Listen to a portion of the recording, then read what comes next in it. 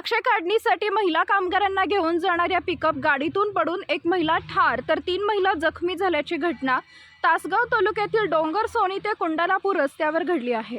दरम्यान समजलेली माहिती अशी की TS13 UD 2211 या पिकअप गाडीतून चालक महिला कामगारांना घेऊन कुंडलापूर येथील द्राक्ष काढणीसाठी निघाला होता।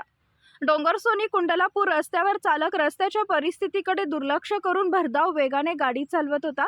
रस्त्यावर असणाऱ्या स्पीड ब्रेकरचा चालकाला अंदाज आला नाही, त्यामुळे गाडी स्पीड ब्रेकरवरून जोरात आदळली। गाडीत मागील महिला बाजूस असणाऱ्या फाळक्यावर बसल्या होत्या, तसेच गाडीत क्रेट भरलेले होते। स्पीड ब्रेकरवर गाडी जोराने आदळल्याने गाडीतील क्रेट महिलांच्या अंगावर पडले।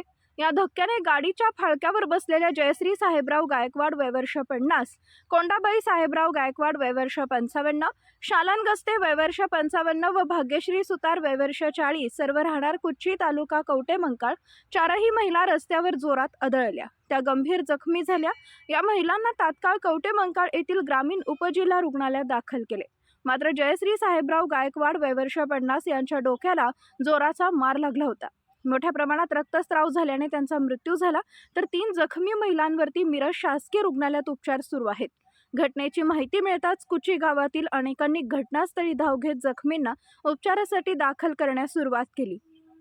या घटनेने अपघातातील महिलांच्या कुटुंबावर दुःखाचा डोंगर कोसळला असून संपूर्ण कुची गावावर शोककळा पसरली आहे।